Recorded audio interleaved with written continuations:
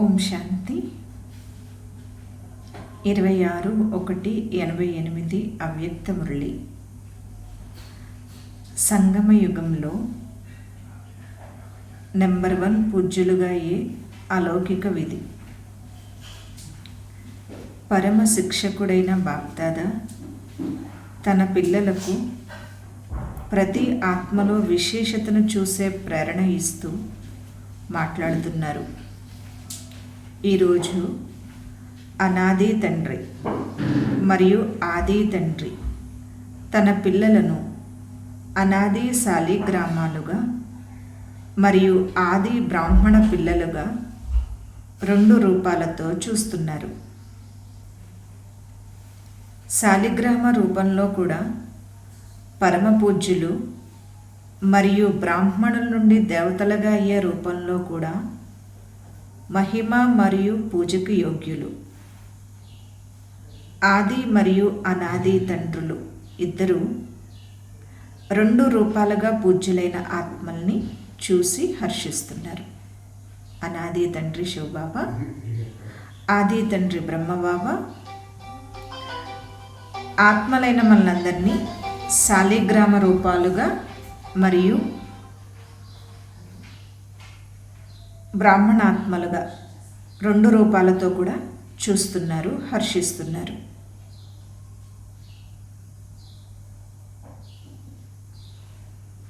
అనాది తండ్రి ఆదిపిత సహితంగా అంటే బ్రహ్మబాబా మరియు బ్రాహ్మణ పిల్లలను తనకంటే కూడా ఎక్కువగా 2 రూపాలతో పూజ్యులుగా తయారు చేశారు. అనాది తండ్రి యొక్క పూజ అయితే కేవలం ఒక నిరాకార రూపంలోనే జరుగుతుంది.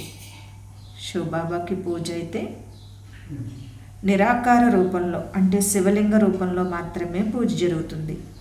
కానీ బ్రహ్మతో పాటు బ్రాహ్మణ పిల్లల పూజ నిరాకారం మరియు సాకారం 2 రూపాలతో జరుగుతుంది.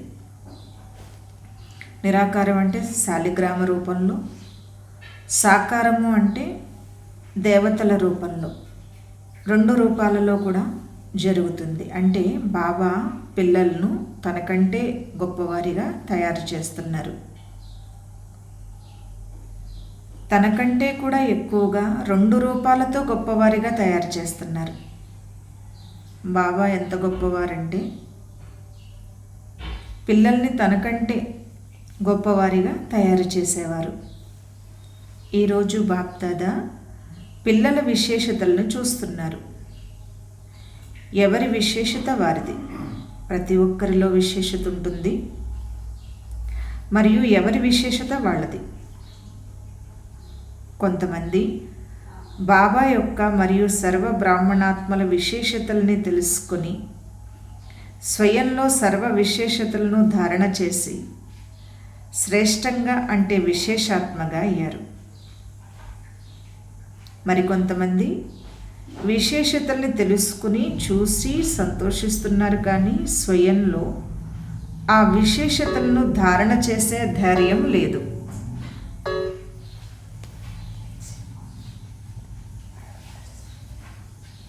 ఇంకొందరు ప్రతి ఆత్మలో లేదా బ్రాహ్మణ పరివారంలో విశేషత ఉన్నప్పటికీ కూడా విశేషత యొక్క గొప్పతనంతో వారిని చూడటం లేదు. ఒకరినొకరు సాధారణ రూపంతో చూస్తున్నారు. అంటే విశేషతని చూసే లేదా తెలుసుకునే అభ్యాసం లేదు. గుణాలను గ్రహించే బుద్ధి లేదు. విశేషత అంటే గుణాన్ని తెలుసుకోలేకపోతున్నారు. ప్రతి ఒక్క బ్రాహ్మణ ఆత్మలో ఏదో ఒక విశేషత తప్పకుండా నిండి ఉంటుంది. 16,000 మాలలోని చివరి పూస అయినా కానీ వారిలో కూడా ఏదో ఒక విశేషత ఉంటుంది. అందువలనే బాబా యొక్క దృష్టి ఆ ఆత్మపై పడింది. భగవంతుని దృష్టి పడింది. భగవంతుడు తనవారిగా చేసుకున్నారంటే తప్పకుండా ఏదో విశేషత ఉంటుంది. బాబా 3 రకాలైన పిల్లల్ని చెప్తున్నారు. ఒకరు సర్వ బ్రాహ్మణాత్మల విశేషతలని తెలుసుకుంటారు. ఆ విశేషతలన్నీ స్వయంలో ధారణ చేసి విశేషాత్మగా అవుతారు.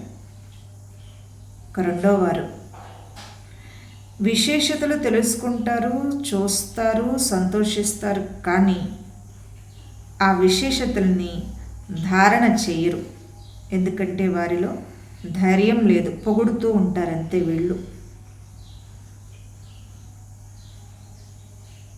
ఇక మూడో వారు అసలు విశేషతనే చూసేటటువంటి అభ్యాసం లేదు, గుణాలను గ్రహించే బుద్ధి లేదు.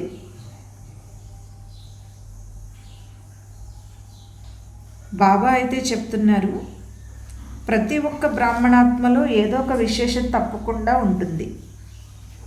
16,000 మాల్లో చివరి పూసైనా కానీ విశేషత ఉంటుంది. అందుకే భగవంతుని దృష్టి పడింది. భగవంతుడు తన పిల్లలుగా చేసుకున్నారు వారిని, అంటే ఏదో విశేషత ఉంటుంది. అందుకనే ఆ ఆత్మ బ్రాహ్మణుల జాబితాలోకి వచ్చింది. బాబా పిల్లలు అనేటటువంటి జాబితాలోకి వచ్చింది. కానీ సదా ప్రతి ఒక్కరి విశేషతను చూడటం, తెలుసుకోవటంలో నెంబర్ వారీ అవుతున్నారు. విశేషతల్ని చూడటంలో, తెలుసుకోవటంలో నెంబర్ వారీగా ఉన్నారు.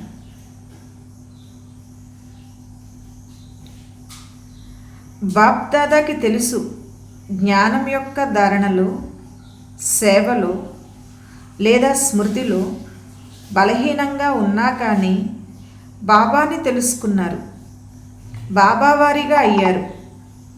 ఆ విశాల బుద్ధి, బాబాని చూసే దివ్య దృష్టి అనే విశేషత వారిలో ఉంది. ఈ 16,108 మాలలో చివరి పూసలైనా కానీ వారు చివరి పూసలంటే ఎవరు, చివరి నెంబర్ అంటే ఎవరు? జ్ఞానం యొక్క ధారణలో, సేవలో, స్మృతిలో బలహీనంగా ఉంటారు. అయినా కానీ వారు బాబాని తెలుసుకున్నారు, బాబా వారిగా అయ్యారు, బాబాని చూడగలుగుతున్నారు దివ్య దృష్టితో. ఈ రోజుల్లో ప్రసిద్ధ విద్వాంసులు కూడా తెలుసుకోలేకపోతున్నారు, గ్రహించలేకపోతున్నారు. కానీ ఆ ఆత్మలు తెలుసుకున్నారు. కోట్లలో కొద్దిమంది, కొద్దిమందిలో కొద్దిమంది అనే జాబితాలోకి వచ్చేశారు. అందువలన కోట్లలో విశేషాత్మలుగా అయిపోయారు. విశేషమైన వారు ఎందుకయ్యారు? ఎందుకంటే ఉన్నతోన్నతమైన తండ్రి వారిగా అయ్యారు. ఎందుకు బాబా వారిని విశేషాత్మ అంటున్నారంటే బాబా పిల్లలుగా అయ్యారు. సర్వ ఆత్మల్లోకెల్లా బ్రాహ్మణ ఆత్మలు విశేషమైన వారు భగవంతుని దృష్టిలో. ప్రపంచంలో అనేక మంది ఉన్నా కానీ ఎవరైతే పరమాత్మని గుర్తించారో, పరమాత్మని తెలుసుకున్నారో, పరమాత్మ పిల్లలుగా అయ్యారో వారు విశేషమైన వారు. కొంతమంది తమ విశేషతను కార్యంలో ఉపయోగిస్తున్నారు. అందువలన ఆ విశేషత వృద్ధి అవుతుంది. మరియు ఇతరులకు కూడా కనిపిస్తుంది. మరి కొంతమందిలో విశేషత అనే బీజమైతే ఉంది కానీ కార్యంలోకి తీసుకురావటం లేదు. ఏదైనా విశేషతను కార్యంలోకి తీసుకురావటం అంటే బీజాన్ని భూమిలో నాటటం.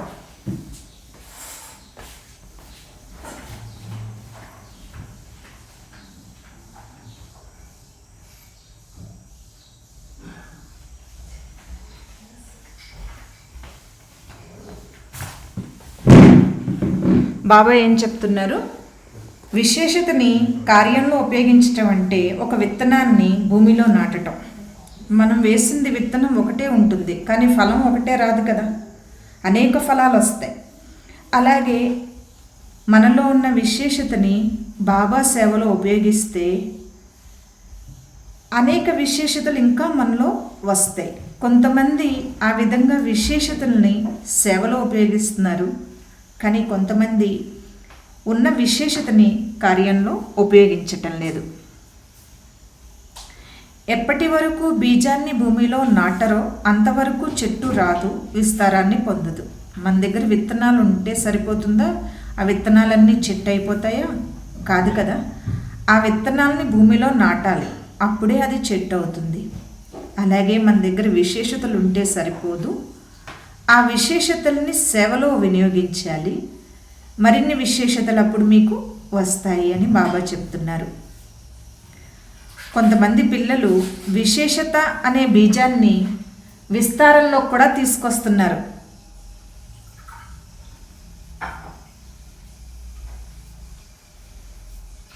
వృక్ష రూపంలో వృద్ధి కూడా పొందుతున్నారు, ఫలాన్ని కూడా పొందుతున్నారు. కానీ ఫలం ఎప్పుడైతే వస్తుందో ఆ ఫలాన్ని తినడానికి పక్షులు వస్తాయి.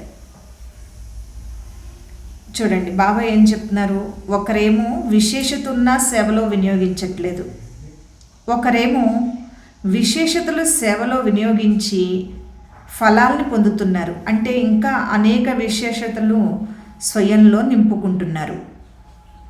కానీ ఆ ఫలాన్ని తినడానికి పక్షి వస్తుందంటున్నారు. అంటే ఎప్పుడైతే ఈ విశేషతలన్నీ సేవలో వినియోగించి అనేక విశేషతలు వచ్చి విశేషాత్మలు అవుతారో అప్పుడు ఆ ఫలం తినడానికి పక్షి అంటే మాయ వస్తుంది. ఎలా వస్తుందంటే, నేను విశేషాత్మని, ఇది నా విశేషత, ఈ రూపంలో మాయ వస్తుంది. చూడండి బాబా ఏం చెప్తున్నారు, ఒకరు విశేషతలున్నా కానీ సేవలో వినియోగించట్లేదు. దానికి కారణంగా వాళ్ళల్లో ఉన్న విశేషతలు వృద్ధి పొందటం లేదు. ఇక రెండో వారు విశేషతల్ని సేవలో వినియోగిస్తున్నారు, దానికి ఫలంగా అనేక విశేషతలు వస్తున్నాయి. కానీ ఆ ఫలాన్ని తినడానికి మాయా అనే పక్షి కూడా వస్తుంది వాళ్ళకి. అంటే నేను ఇక ఆ విశేషతలు వచ్చేసరికి, కొన్ని సేవా కార్యాలకి నిమిత్తం అయ్యేసరికి ఏమైపోతుందంటే, ఇక నేను విశేషాత్మను, ఇది నా విశేషత, అసలు నా విశేషత వలనే ఇంతగా వృద్ధి అయింది సేవ, నా వలనే ఈ సెంటర్ తయారైంది, నా వలనే వీరందరూ తయారయ్యారు, నా వలనే ఇలా నాది అనేది నేను అనేది, నేను విశేషాత్మను, నా విశేషత నాది నేను అనేదే పక్షి. అదేం పక్షి? మాయా పక్షి. ఈ మాయా పక్షి ఏం చేస్తుంది? విశేషతలన్నింటినీ తినేస్తుంది. ఈ మాయ రాకుండా ఉండాలంటే ఏం చేయాలి అంటే, ఇది నా విశేషత కాదు, బాబా నుండి లభించిన విశేషత అని అనుకోవాలన్నమాట. కానీ ఈ నేను నాది అనే మాయలో ఉన్నవారు బాబా నుంచి లభించిన విశేషత ఇది అనుకోరు. నాదే ఈ గొప్పతనం అంతా, నేను ఎంతో విశేషాత్మను అంటారనమాట.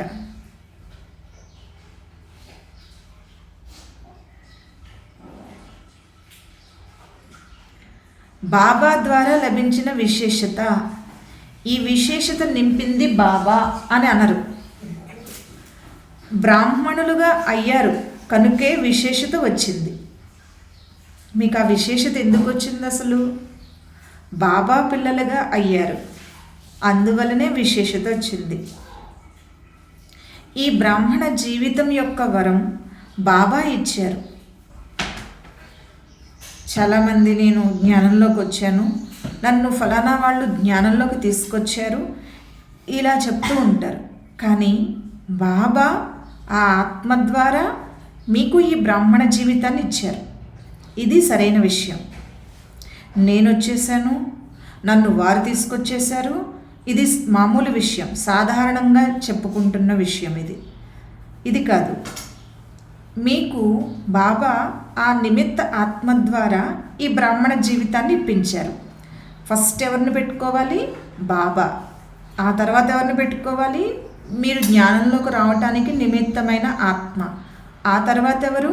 మీరు. కనుక నేను నిమిత్తాత్మ అనుకుని బాబాని మర్చిపోకూడదు. లేదా నేను మాత్రమే అనుకుని నిమిత్తాత్మని బాబాని మర్చిపోకూడదు. నేను అనేది మర్చిపోయినా పర్వాలేదు, బాబాని మాత్రం మర్చిపోకూడదు.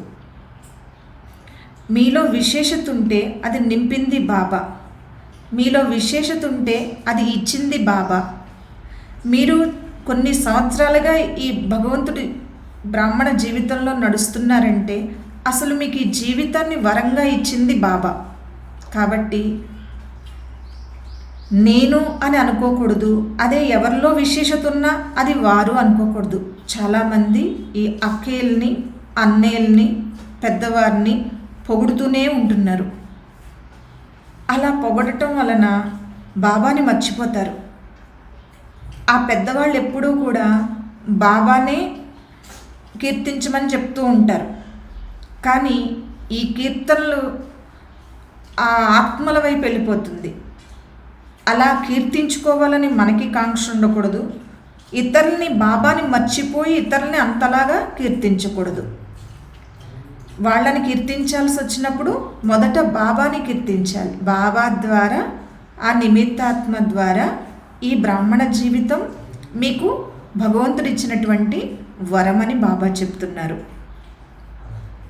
అందువలన ఫలం తర్వాత, అంటే సేవలో సఫలత వచ్చిన తర్వాత ఈ విషయంపై ధ్యాస పెట్టుకోవటం చాలా అవసరం.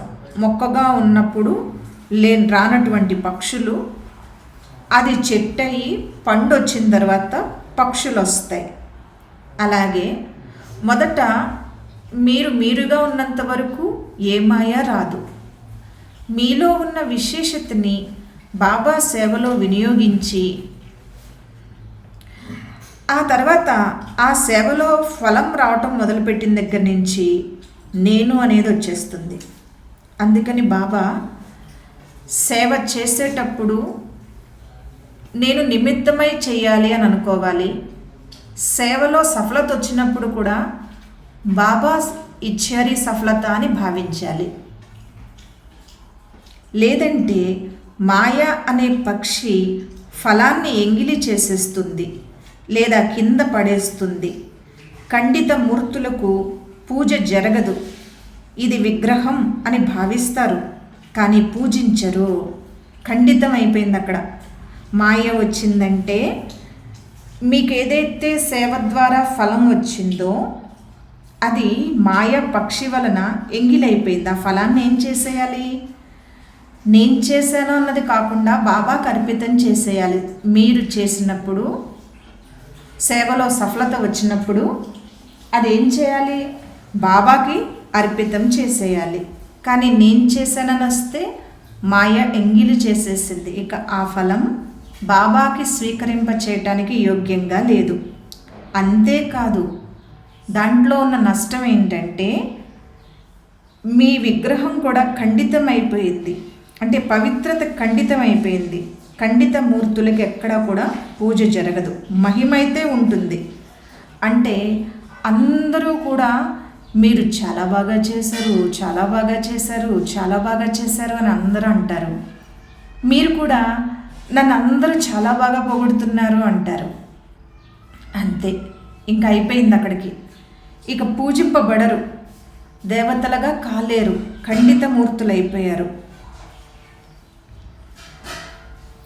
బ్రాహ్మణాత్మలకు కూడా సేవా ఫలం అంటే సేవలో సఫలత పొందిన తర్వాత నేను అనే భావం పక్షి రూపంలో ఫలాన్ని ఖండితం చేసేసింది.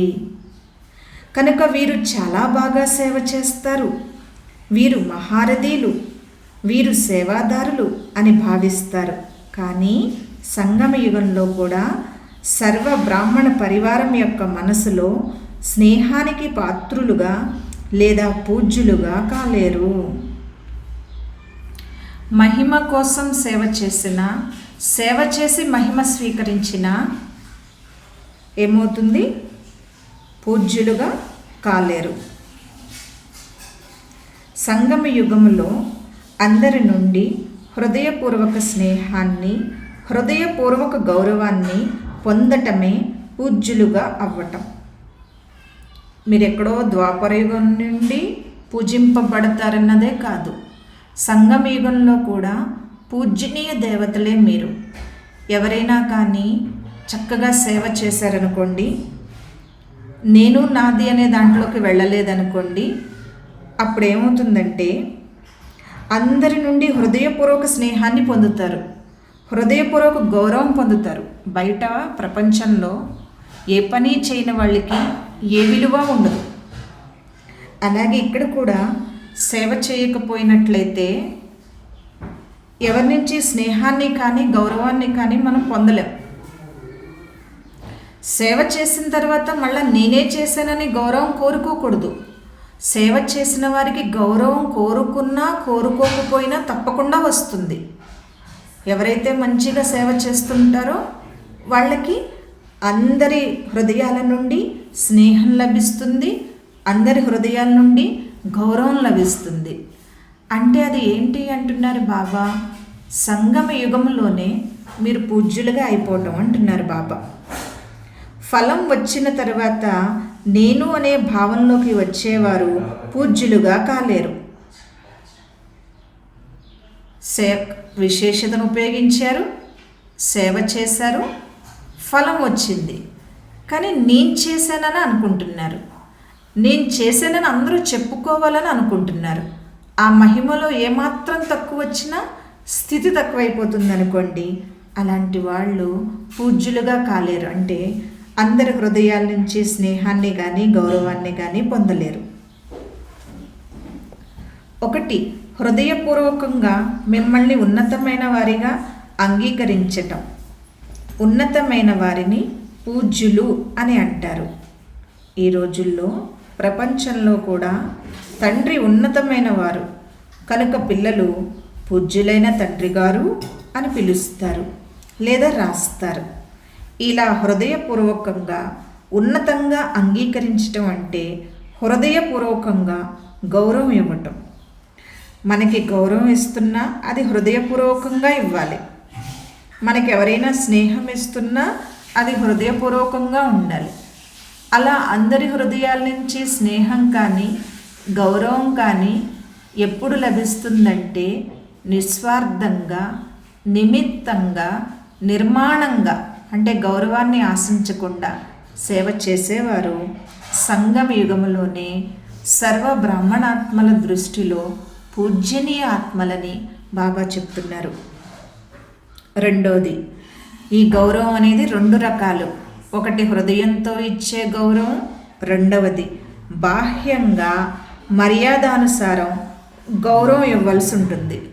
ఇవన్నీ ఎక్కడుంటాయి?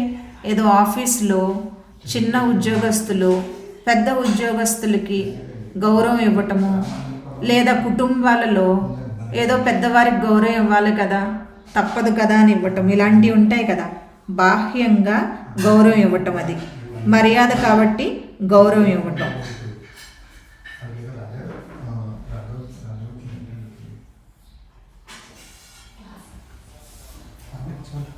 హృదయపూర్వకంగా ఇవ్వటంలో మరియు ఇవ్వాలి కదా అని ఇవ్వటంలో ఎంత తేడా ఉంటుంది? హృదయపూర్వకంగా గౌరవం ఇవ్వటానికి, గౌరవం ఇవ్వాలి కదా అని ఇచ్చిన దానికి ఎంత తేడా ఉంటుంది? మనము ఇలాంటి గౌరవాలు కోరుకోకూడదని బాబా చెప్తారనమాట. ఏంటి, నన్ను గౌరవించాలి కదా, నాతో స్నేహం పెట్టుకోవాలి కదా, ఇలాంటి గౌరవాలు కోరుకోకూడదు. మనం గ్రహించుకోవాలి, ఒక్కొక్కసారి మిమ్మల్ని గౌరవించని వారు కూడా మీకు ఎదురు పడుతూ ఉంటారు. అయినప్పటికీ కూడా ఒక్కొక్కసారి ఏమనుకోవాలంటే బాబా హృదయంలో ఉన్నాం కదా మనం అనుకోవాలి. అంతేకాని వాళ్ళ నుంచి ఏదో మనల్ని గౌరవించమన్నారు కదా అని గౌరవించేలాంటి గౌరవం బాహ్యంగా గౌరవించటం అన్నమాట. అది ఉపయోగం లేదు ఎవరికి కూడా. పూజ్యులుగా అవ్వటం అంటే హృదయంతో అందరూ అంగీకరించాలి, ఎక్కువ మంది అంగీకరించాలి. ఇంతకు ముందు కూడా చెప్పాను కదా, 5% మంది అయితే మిగిలిపోతారు, కానీ ఎక్కువ మంది హృదయంతో అంగీకరించాలి. బాబా ఏం చెప్తున్నారు? 100 మందిలో 95 మంది మీకు హృదయపూర్వక స్నేహాన్ని, హృదయపూర్వక గౌరవాన్ని ఇవ్వాలి. 5% ఉంటారా? మీరెంత మంచి పని చేసినా వారు ఏదో ఒకటి అంటూనే ఉంటారు. ఆ 5% యొక్క లెక్క బాబా తీసుకోరు. ఎక్కువ మంది 95 అంటే ఎక్కువ మంది.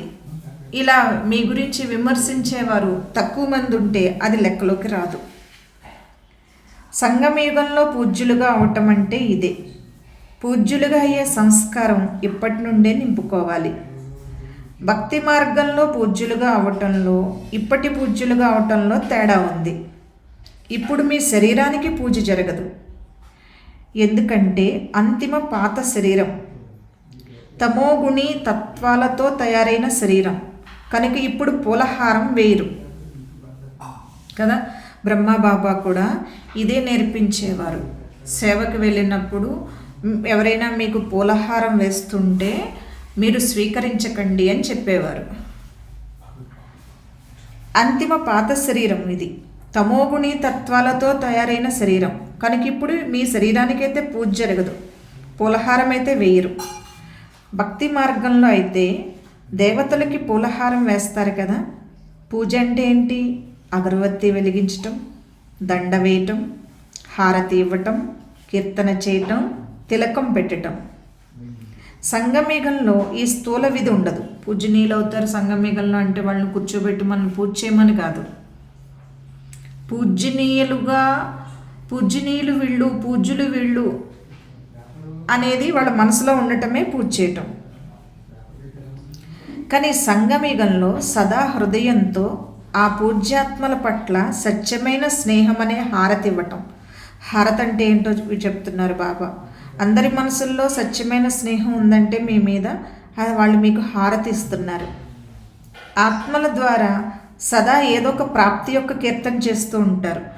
నాకు ఈ ఆత్మ ద్వారా ఇది లభించింది అని చెప్పి మీ నుంచి లభించినటువంటి ప్రాప్తులను వారు కీర్తించుకుంటూ ఉంటారు. సదా ఆత్మల పట్ల శుభభావన అనే అగరవత్తి వెలిగిస్తారు, దీపాన్ని వెలిగిస్తారు. ఏ దీపం వెలిగించాలి? శుభభావన దీపం వెలిగిస్తారు వాళ్ళకి. అలాంటి అగరవత్తు అంటే సువాసన ఇస్తారు.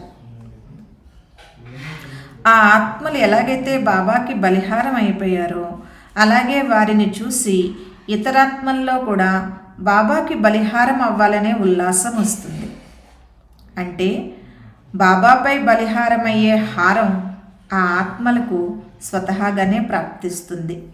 అటువంటి ఆత్మలు సదా స్మృతి స్వరూప తిలకధారులుగా ఉంటారు. తిలకం పెట్టుకోవటం అంటే ఏంటి?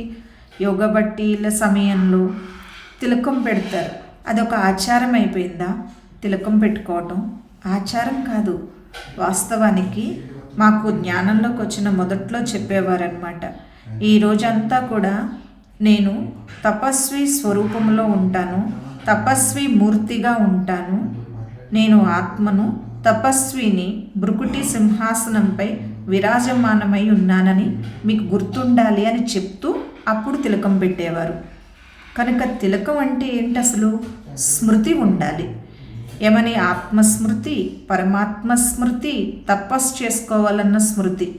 అందుకనే యోగ బట్టీల్లో అప్పుడు స్మృతి తిలకం అని చెప్పి మొదట పెట్టేవారు. దాని పేరే స్మృతి తిలకం. స్మృతి ఉండటానికి గుర్తుగా తిలకం పెడతారు.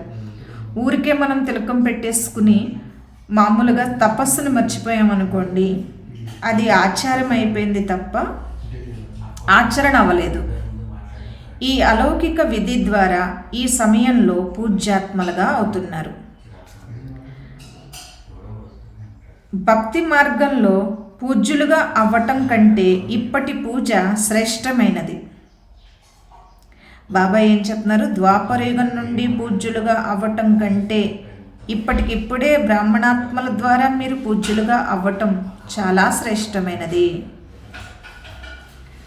భక్తి మార్గం యొక్క పూజ్యాత్మల దగ్గర ఉన్నది 2 గడియలే అయినా కానీ ఆ మూర్తి ఎదురుగా వెళ్ళటం ద్వారా ఆ 2 గడియలైన శాంతి, శక్తి, సంతోషం యొక్క అనుభవం అవుతుంది. అదేవిధంగా సంగమయుగి పూజ్యాత్మల ద్వారా ఇప్పుడు కూడా 2 గడియలు లేదా 1 గడి అయినా దృష్టి లభించటం ద్వారా సంతోషము, శాంతి, ఉత్సాహ ఉల్లాసాల శక్తి అనుభవం అవుతాయి. భక్తి మార్గంలో భగవంతుని దర్శనం కోసం, ఆ మూర్తుల దర్శనం కోసం ఎంతగా ఎదురు చూస్తారు. తీరా ఎదురుగా ఉండేది 2 గడియలే. అయినా కానీ శాంతి, శక్తి, సంతోషం అనుభవం అయిపోతాయి భక్తులకి. ఎందుకనంటే సంగమ యుగంలో పూజ్యాత్మలైన మీ ద్వారా 2 గడియలు లేదా 1 గడి అయినా దృష్టి లభిస్తే సంతోషం, శాంతి, ఉత్సాహ ఉల్లాసాలు, శక్తి అనుభవం అవుతాయి. కనుక బాబా ఏం చెప్తున్నారంటే మీరు ఇప్పుడే దర్శనీయ మూర్తులుగా తయారవ్వాలన్నమాట. ఇటువంటి పూజ్యాత్మలు నెంబర్ 1 విశేషాత్మలు. ఎవరైతే ఇలా సర్వ బ్రాహ్మణ పరివారం ద్వారా స్నేహం పొందుతారో, అది కూడా హృదయపూర్వక స్నేహం పొందుతారో, హృదయపూర్వక గౌరవాన్ని పొందుతారో వారు నెంబర్ 1 విశేషాత్మలు. 2, 3 నెంబర్ వారి గురించి అయితే చెప్పాను. వారి గురించి ఏం విస్తారం చేయను. అందరూ విశేషాత్మల జాబితాలో ఉన్నారు. కానీ 1, 2, 3 ఇలా నెంబర్ వారీగా ఉన్నారు. లక్ష్యమైతే నెంబర్ 1 అవ్వాలని. ఇటువంటి పూజ్యులుగా అవ్వండి. బ్రహ్మ బాబా యొక్క గుణాల పాటలు పాడతారు కదా. పూజ్యులు అయిన వారి ఈ విశేషతలన్నీ నెంబర్ 1 విశేషమైన వారి గుర్తులు. అన్నీ బ్రహ్మ బాబాలో చూశారు, విన్నారు. సాకార బ్రహ్మ యొక్క ఆత్మ నెంబర్ 1 సంగమయుగి పూజ్యుల నుండి భవిష్యత్తులో నెంబర్ 1 పూజ్యులుగా అవుతారు. లక్ష్మీనారాయణులు నెంబర్ 1 పూజ్యులు. ఇలాగ సంగమయుగంలోనే పూజ్యులుగా అయిన వారిలో నెంబర్ 1 ఎవరంటే బ్రహ్మ బాబా. మీరందరూ కూడా ఆ విధంగా తయారవ్వచ్చు. ఎలా అయితే శివబాబాతో పాటు బ్రహ్మ బాబా యొక్క అద్భుతం గురించి పాడతారో అదేవిధంగా మీరందరూ కూడా సదా అద్భుతమైన సంకల్పము, మాట లేదా కర్మ చేయండి. అద్భుతం జరిగితే గొడవ ఏది ఉండదు. అద్భుతం చేయకపోతే గొడవ చేస్తారు. మీరు అద్భుతాలు చేయాలి కానీ గొడవ చేయకూడదు అంటున్నారు బాబా. అంటే మీ సంకల్పం కానీ, మీ మాట కానీ, మీ కర్మ కానీ అద్భుతం జరగాలి తప్ప మీ ఆలోచనలు కానీ, మీ మాటలు కానీ, గొడవ జరిగేదిగా ఉండకూడదు. సంకల్పాల యొక్క గొడవ, వాణి ద్వారా గొడవ చేస్తున్నారు. సంకల్పాలలో కూడా వ్యర్థ సంకల్పాలు వస్తే అది గొడవే కదా. ఎవరిద్దరితోటన్నా గొడవ జరగాలంటే మాటల ద్వారా జరుగుతుంది. కానీ మనసులో మనతో మనకే జరిగే గొడవ ఏంటంటే వ్యర్థ సంకల్పాలు.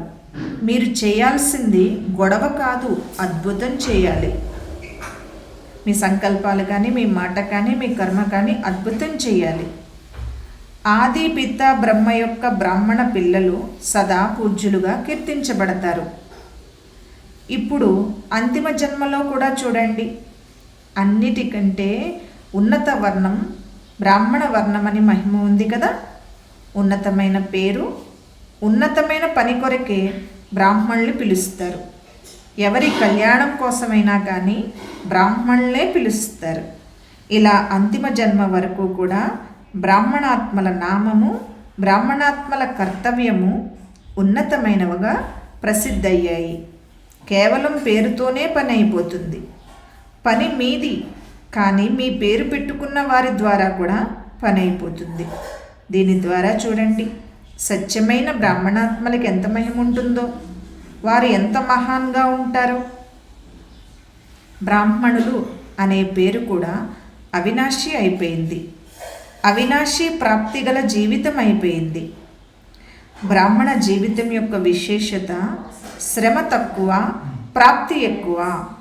ఎందుకంటే ప్రేమ ఉంటే శ్రమ అనిపించదు.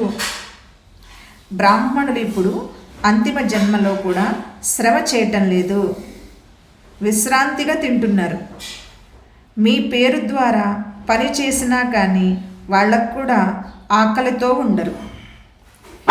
ఈ సమయంలోని బ్రాహ్మణ జీవితం యొక్క విశేషతలకి గుర్తులు ఈ విధంగా ఇప్పటి వరకు కూడా మీరు చూస్తున్నారు. ఇంత శ్రేష్ఠ విశేషాత్మలు మీరు. అర్థమైందా? వర్తమాన సమయంలో కూడా పూజ్యులే, భవిష్యత్తులో కూడా పూజ్యులే. వీరినే విశేషాత్మలు నెంబర్ 1 అని అంటారు. కనుక పరిశీలించుకోండి. బ్రహ్మాబాబా యొక్క కథ చెప్తున్నాను కదా, ఇప్పుడు ఇంకా మిగిలిపోయింది. బ్రహ్మాబాబా యొక్క ఈ విశేషతను సదా ఎదురుగా ఉంచుకోండి. ఇతర ఏ విషయాల్లోకి వెళ్ళకండి. విశేషతలను చూడండి, ఆ విశేషతలని వర్ణన చేయండి. ప్రతి ఒక్కరికి విశేషత యొక్క గొప్పతనాన్ని వినిపించి వారిని విశేషంగా తయారు చేయండి. ఇతరులని విశేషంగా తయారు చేయటం అంటే స్వయం విశేషంగా అవ్వటం. అర్థమైందా?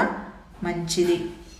నలువైపులా ఉన్న నెంబర్ 1 విశేషాత్మలందరికీ, బ్రాహ్మణ జీవితం యొక్క విశేషాత్మలందరికీ సదా బ్రహ్మబాబాని ఎదురుగా ఉంచుకుని బాబా సమానంగా అయ్యే పిల్లలకు అనాది తండ్రి, ఆది తండ్రి 2 రూపాల ద్వారా సర్వశాలి గ్రామాలకు మరియు సాకారీ బ్రాహ్మణాత్మలకు స్నేహపూర్వక ప్రియ స్మృతులు మరియు నమస్తే. ఆత్మిక తండ్రికి ఆత్మిక పిల్లల యొక్క ప్రియ స్మృతులు మరియు నమస్తే. ఓం శాంతి.